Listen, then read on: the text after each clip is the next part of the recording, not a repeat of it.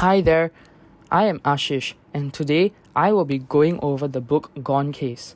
Before we start, let me give you an overview of what we are doing. First, I will be telling you the novel I selected and give you an overview of it.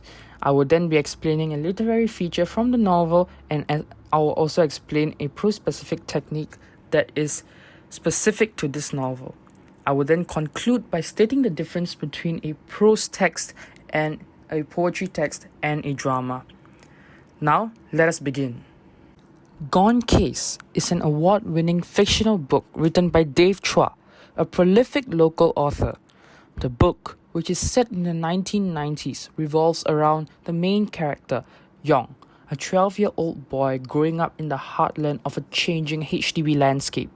From beginning to end, the text focuses on Yong as he explores and discovers new things like infatuation and his purpose in life, while battling upheavals within his family and trying his best to maintain his friendships.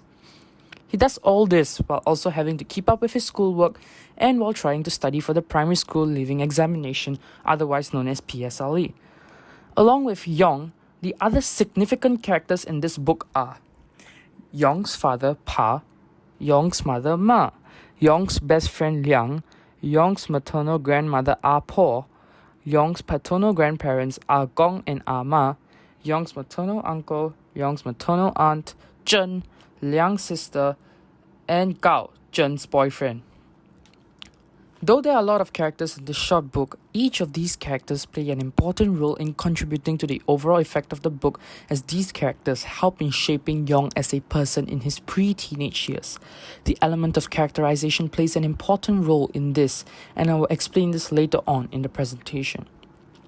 There is no definite plot for this book. For example, there isn't a murder mystery to be solved, neither is there an evil versus good theme. This book is just progressive in the sense that it follows the main character as he grows up and experiences different things. This interesting and simplistic method of taking a more laid-back approach and following the main character as he uses first-person point of view to share his thoughts and experiences makes the book so much more relatable to readers, especially to those who have experienced growing up in a HDB. Now, I will talk about some significant moments in the play. The first important moment is when Ah Po died. Her death affected Yong slightly. Right after her death, Yong's parents had gotten into a feud over unsettled debts. Yong had also witnessed a live gang fight in which his crush's boyfriend was involved. Besides all these, Yong had a tumultuous relationship with Liang, at least closer to the end. This is mainly because Liang had difficulty dealing with his personal life, which was miserable. Moreover, as Yong had closed down Liang's favorite spot on the roof, their friendship was strained. All these challenges had affected Yong and caused him to fail his math tests, despite being an intelligent student. Yet, despite his failure, Yong maintains his resilient and diligent attitude by working hard to improve himself to achieve success. This relates to the American dream, which also believes in working hard to achieve success. Therefore, the American dream is the ultimate theme of this book. Now I will move on to talk about how the characterization used in the novel contributes to this theme. Characterization is a literary device employed by the author in a text to show character growth and developments. There are two types of characterizations, implicit and explicit. Explicit characterization refers to the direct approach of building a character in the text, while implicit characterization refers to the readers having to deduce the characteristics of a certain character by inferring from the various character traits as well as making comparisons to other characters. In Gone Case, Dave Chua uses both these types of characterization to show the development of the main character, Yong. He reveals facts about Yong that proves that he is a bright student destined for success. Facts include his ranking in class, second in primary 4 and fourth in primary 5. He also portrays an image of Yong studying hard, all the time. At the same time, through the various characters introduced by Dave in the text, Yong's character can be determined as well. The other characters in the text cause complications in Yong's life, and the way Yong deals with them helps readers deduce the kind of person he is. For example, The temporary split in Yong's parents' marriage had taken a toll on him. Yong was bothered by the fact that his parents were not living together, yet he could not voice out his concerns and bottled it all up within him. Nearing the end of the novel, Yong's relationship with Liang had also become tumultuous, in the sense that Liang had now become a bad influence on him. Therefore, he started to drag himself down by playing truancy on school. Yong, being the good-natured person he was, tried his very best to help his best friend, but to no avail. He saw that hanging out and trying to help Liang had resulted in his own failure. Despite all these setbacks in his life, he had hope to push on, which is his main character trait that is consistent throughout the novel. Another interesting detail to note is that some characters are somewhat similar to Yong while others are different. For example, Yong's maternal uncle was extremely successful. He was a manager at a construction firm and owned a Mercedes-Benz. He offered to pay for all the family events, which shows that he was rich. Yong's paternal grandparents were also successful. They were rich and lived in a condominium. Therefore, Yong's uncle and grandparents had somewhat achieved the American dream if you think about it. Meanwhile, there are characters like Yong's father, who was a gambler in debt, and Liang, who was just not hardworking enough. These characters are antagonistic in the sense that they are not cut out to achieve the American dream. From this, a clear, distinct difference can be marked between the characters in the novel, those who are fit for success and those who are just not meant to achieve it. Yong falls in the former. Why, you might ask? Well, as presented by Dave, it is clear that Yong is a bright and motivated student as he constantly tries to study to improve his grades. Moreover, Yong's resilient attitude and hopeful spirit is seen as he tries his very best to push on despite facing several challenges that come along his way. Be it his failure in maths, Apor's death, his parents' feud, his tumultuous relationship with Liang, or his infatuation with Liang's sister Zhen. Regardless of his background and challenges, he strives on, and this attitude is the basis of the American dream, which is a belief that regardless of background, one can achieve success by sacrificing, taking risks, and working hard. That is exactly what Yong is doing, and the idea of characterization shows his character growth over time, where he doesn't let his spirit falter and just overcomes challenges that come along his way. Now, I will go on to talk about the narrative perspectives, which is a prose-specific technique. The concept of narrative perspective is unique to prose. This concept cannot be found in poetry or drama. It gives prose text an unique identity. There are 4 different types of narrative perspectives. You have the first-person perspective, second-person perspective, third-person limited perspective, and third-person omniscient perspective. All these perspectives aid the author in conveying the story that he or she wants by providing insights into thoughts and emotions of the characters using the different approaches. Now let's dive in and explore each perspective. For the first-person perspective, we use pronouns like I, me, we, and us. For example, I like driving cars, or I thought we were best friends.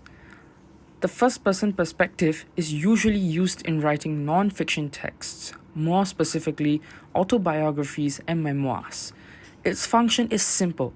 It provides the most intimate and close-up experience to the persona in the text. It allows unprecedented access into the persona's thoughts, feelings, and emotions. This is the perspective that has been used in the book Gone Case 2. I will elaborate more on this in a while. Now, I'll move on to the second-person perspective. For the second-person perspective, we use pronouns you, your, yours, yourself, yourselves. This is a rarely used perspective in general, and it breaks the boundary between the persona and the readers and directly addresses the reader as you. This helps in bringing the reader close to the persona. For example, you can help yourself by reading books, or you can lose some weight by exercising regularly. For the third-person limited perspective, the narrator narrates the story by only knowing the thoughts and feelings of one character, as opposed to the third-person omniscient perspective, where the narrator knows the thoughts and feelings of all the characters. The third-person limited perspective is usually used if the author intends for the readers to see things through the point of view of one of the characters. An example of this would be in Harry Potter, where readers experience things that happen in the wizarding world through Harry. However, they are unaware of everything that Harry does not know too, like Lord Voldemort's plans, for example. Meanwhile, the third-person omniscient allows readers access to the perspectives of multiple characters, and thus it helps to focus on the relationships and connections between characters. For example, in the novel Little Women, readers are not only given access to the main character Jo March's thoughts and feelings, but also to those of other characters. Interesting, right? Now I will move on to elaborate how the first-person narrative is used in Gone Case. In the book, everything we read as the audience is completely filtered through the eyes and mind of Yong, the main character of the book. We are allowed full access into his thoughts and processes that goes on in his head, and thus we are able to fully sympathize with his lows and rejoice with his highs. For example, throughout the book, Yong is portrayed as a smart and studious kid who has excelled in school. He always talks about studying. He was second in class in primary 4 and fourth in class in primary 5. He was a prefect too, which shows he was a well-mannered person. It seems as though Yong is set on the path to success as an achiever who had a great portfolio to succeed. However, when he ends up failing maths, which was unexpected, his emotions were strong, and as a reader, I was able to feel it and sympathize with him. Of the first-person perspective helps me to sympathize. For example, when Yong fails his test, Yong says, "Teachers have become the enemy now, and I think of planning a bomb in the teacher's room or slashing tires or burning my books. Andrew avoids me while Shen tells me that if I have anything, I could ask him. Fuck him. I used to teach him last year. Then he comes to me like he's damn good. I curse him and get some more assignments and study like mad. I have to do better. I curse Liang, Pa, the teachers, T, and even Ma." Through this monologue, readers are given access to Yong's most private thoughts. The extent to which he was upset because of his failure is elucidated through the use of the first-person perspective, as can be seen from him thinking of bombing his teachers and slurring at his friend. His intense hatred for those close to him is also revealed as we have access to his thoughts. The fact that he was so angry to curse his loved ones suggests to us readers that a simple failure had impacted him so deeply, and thus we are able to sympathize with him, especially because he is a bright student. We may not notice the effect of the first-person narrative, but it is simply put quite extraordinary. Now, we have come to the conclusion. Today, we managed to cover the literary device of characterization and the different types of characterization, implicit versus explicit. We have also covered the prose-specific technique of narrative perspective. To recap, there are 4 different narrative perspectives: first person, second person, third person limited, and third person omniscient. Though different, their purpose remains the same: to portray thoughts and emotions of characters. I would like to end off by talking about the uniqueness of prose, which gives it a distinct difference from poetry and drama. Prose differs from poetry in terms of its structure. There are no verses or stanzas. Instead, sentences are used. Moreover, unlike in drama and poetry, prose expresses itself in a simpler way, which is easier to understand and comprehend as compared to prose and poetry. Prose-specific techniques like narrative voice and narrative perspective also add on to the uniqueness of prose. With that, I have come to the end of my presentation. Thank you very much for listening attentively.